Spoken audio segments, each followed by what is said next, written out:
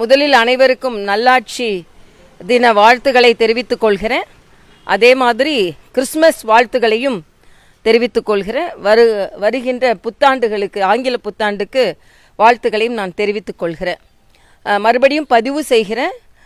நாங்கள் மரியாதைக்குரிய வாஜ்பாய் அவர்களின் பிறந்த நாளை நல்லாட்சி தினமாக கொண்டாடி கொண்டிருக்கிறோம். அதற்காக வாழ்த்துகள். அதே மாதிரி கிறிஸ்தவ சகோதர சகோதரிகளுக்கு எங்களது வாழ்த்துக்களை நாங்கள் தெரிவித்துக் கொள்கிறோம். வாஜ்பாய் அவர்களை பொறுத்த மட்டில் ஏறக்குறைய 65 ஆண்டுகால அரசியல் வாழ்க்கையில் 56 ஆண்டு காலம் எதிரணியிலேயே அவர் இருந்து அரசியல் செய்திருக்கிறார். ஒரு ஆரோக்கியமான அரசியலுக்கு வித்திட்டவர். எல்லாவற்றிற்கும் மேலாக இங்கே திராவிட முன்னேற்ற கழகத்திற்கு மிகுந்த ஆதரவை கொடுத்து கொண்டிருந்தார் என்பது மட்டுமல்ல, மரியாதைக்குரிய முரசொலி மாறன் அவர்கள் உயிரிழந்த போது கூட வந்து அஞ்சலி செலுத்திய ஒரு மாமனிதர் மரியாதைக்குரிய வாஜ்பாய் அவர்கள். ஒரு ஆரோக்கியமான அரசியலை முன்னெடுத்து சென்றார். மரியாதைக்குரிய பாரத பிரதமர் அவர்கள் அவர் வழியிலேயே நல்லாட்சி செய்து கொண்டிருப்பவர். இன்று எல்லா பத்திரிகைகளிலும் அவரை பற்றி ஒரு கட்டுரையும் எழுதியிருக்கிறார்.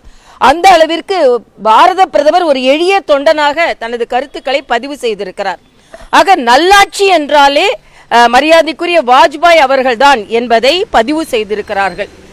அதனால் எனக்கு இந்த எங்களது கட்சி சார்பில் ஒவ்வொரு வாக்குச்சாவடியிலும் கொடியேற்ற வேண்டும், மரியாதைக்குரிய வாஜ்பாய் அவர்களுக்கு அஞ்சலி செலுத்த வேண்டும் என்ற வகையில் ஒரு எளிய தொண்டனாக எங்களது பூத்தை சார்ந்த சகோதரர்களோடு இணைந்து இந்த நிகழ்ச்சியை கொண்டாடிவிட்டு மாநில தலைவர் அவர்களின் தலைமையில் அடையாறில் இன்னொரு நிகழ்ச்சி இருக்கிறது, அதற்கு நான் சென்று கொண்டிருக்கிறேன். ஒரு ஆரோக்கியமான அரசியலை முன்னெடுத்து சென்றவர் வாஜ்பாய் அவர்கள். இன்றும் மரியாதைக்குரிய மோடி அவர்களின் ஆட்சியும் வாஜ்பாய் அவர்களின் ஆட்சியும் தமிழகத்திற்கு வர வேண்டும் என்பதைத்தான் இன்றைய எங்களது சபதமாக நாங்கள் ஏற்றுக்கொண்டிருக்கிறோம்.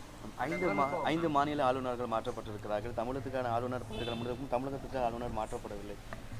இல்லை, அதில் நான் கருத்து சொல்லவே முடியாது. அதனால் ஆளுநர்கள் நியமிக்கப்பட்டிருக்கிறார்கள். அந்த ஆளுநர்களுக்கு எனது வாழ்த்துக்களை நான் தெரிவித்துக் கொள்கிறேன். ஒரிசா ஆளுநர் என்னை போலவே அரசியலுக்கு வர வேண்டும் என்று அவர் ராஜினாமா செய்து மறுபடியும் பாரதிய ஜனதா கட்சியில் இணைந்திருக்கிறார். அதனால் அந்த ஆளுநர்களுக்கு வாழ்த்தை நான் தெரிவித்துக் கொள்கிறேன். தமிழக ஆளுநர் மிக ஆரோக்கியமான ஒரு பதிவை போட்டிருக்கிறார். தமிழக மக்கள் மீதும் தமிழ் மீதும் மரியாதைக்குரிய பாரத பிரதமர் அவர்களுக்கு கொண்டிருந்த அந்த பற்றை நான் தமிழக மக்கள் சார்பில் நன்றியுணர்வோடு இங்கே பகிர்ந்து கொள்கிறேன் என்பது ஒரு நல்ல பதிவு.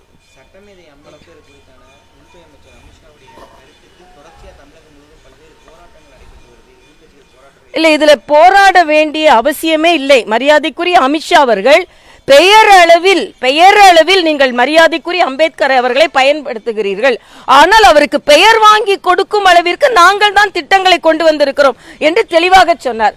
இந்த பிமேப் என்பதை அறிமுகப்படுத்தியது மரியாதைக்குரிய பாரத பிரதமர் மோடி அவர்கள்.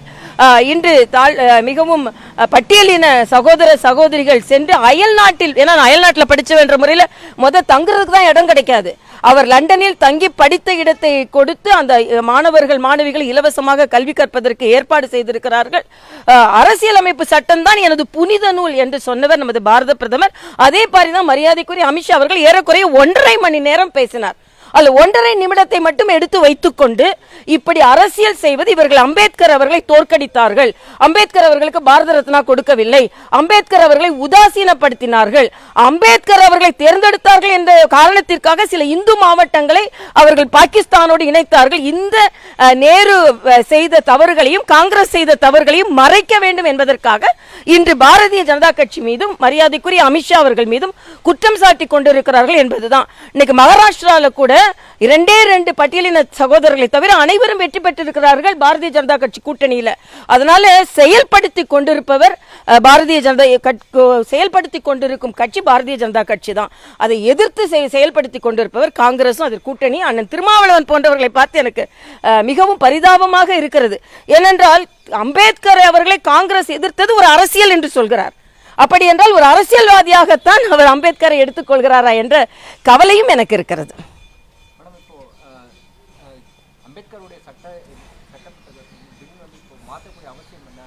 இல்லை, அதாவது மரியாதைக்குரிய அமித்ஷா அவர்கள் சொல்லியிருக்கிறாங்களே, அரசியலமைப்பு சட்டத்தை 77 முறை காங்கிரஸ் மாற்றி இருக்கிறது. அவர்கள் எமர்ஜென்சிங்க, நான்லாம் எமர்ஜென்சியில பாதிக்கப்பட்ட நபர். நாங்களாம் எங்க அப்பா 10 மாதம் சிறையில் இருந்தார்கள். நாங்களாம் எமர்ஜென்சி அப்ப பாதிக்கப்பட்ட குழந்தைகளாக இருக்கும்போது. ஆக அரசியலமைப்பு சட்டத்தில் கொடுத்த மரியாதையையும் விடுதலையையும் சுதந்திரத்தை நமக்கு கொடுக்காமல் கழுத்தை நெரித்தவர்கள் காங்கிரஸ்காரர்கள். இவர்கள் சுதந்திரத்தை பற்றி அரசியலமைப்பு சட்டத்தை பற்றி பேசிக் கொண்டிருக்கிறார்கள் என்பதுதான். மரியாதைக்குரிய நமது ராணுவ அமைச்சர் ஒரு அழகான ஒரு வார்த்தையை சொல்லியிருந்தார். இவர்களெல்லாம் அரசியலமைப்பு சட்டத்தை கையில் எடுத்துக்கொண்டு திரிகிறார்கள், நாங்கள் அதை கிரீடமாகவே வைத்திருக்கிறோம் அப்படின்னு சொல்லியிருக்கிறார். மரியாதைக்குரிய பாரத பிரதமர் அதை கிரீடமாகவே வைத்திருக்கிறார் என்பதுதான் எனது கருத்து. இன்று கூட நேற்று கூட அண்ணன் ஸ்டாலின் கைத்தடியை கொடுத்தது ஆக திராவிட மாடலுக்கு இதுதான் அடையாளம் என்று சொல்லியிருக்கிறார். அது மரியாதைக்குரிய பெரியார் அவர்கள் வைத்திருந்தார்கள் என்பதில் எனக்கு மாற்று கருத்து இல்லை. ஆனால் நாங்கள் செங்கோலை கொடுத்து ஆட்சி நிமிர்ந்து இருக்கிறது. இன்று கைத்தடியை கொடுத்து ஒரு சிம்பாலிக்காக வீரமணி அவர்கள் தமிழக அரசிற்கு இன்று இதுதான் தேவை என்று சொல்லியிருக்கிறார் என்று நான் நினைக்கிறேன். தமிழகத்தில் ஆணவ கொலைகள் அதிகமாக நடந்துச்சு. நிச்சயமா, ஆமா. இப்ப கூட்டணி கட்சிகள் மரியாதைக்குரிய பாலகிருஷ்ணன் அவர்கள் சொன்னதை நான் ஒப்புக்கொள்கிறேன். இது பாராளுமன்றத்தில் ஒரு கேள்வி கேட்கப்படுகிறது.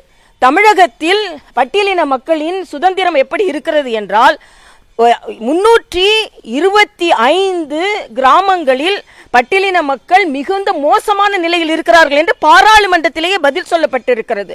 அதனால் நிச்சயமாக இன்னைக்கு வேங்கை வயலுக்கு இன்னும் பதில் கிடைக்கவில்லை. அதனால் பட்டியலின மக்கள் பாதிக்கப்படுவது தமிழகத்தில் என்று கூட்டணி கட்சியை ஒப்புக்கொண்டதற்கு நான் நன்றியை தெரிவித்துக் கொள்கிறேன். இப்படித்தான் அவங்க கூட்டணி கட்சிகள் ஒவ்வொன்றாக அவர்களின் தவறை உணர்ந்து திராவிட முன்னேற்ற கழக கூட்டணி அண்ணன் திருமாவளவன் உள்ள இருப்பாங்களான்னு தெரியாது, கம்யூனிஸ்ட் உள்ள இருப்பாங்களான்னு தெரியாது, சகோதரர் வேல்முருகன் அவர்கள் உள்ள இருப்பாங்களான்னு தெரியாது, 200 என்று அண்ணன் ஸ்டாலின் சொல்லிக் கொண்டிருப்பது நிச்சயமாக கனவாகத்தான் போகும் என்பது எனது கருத்து.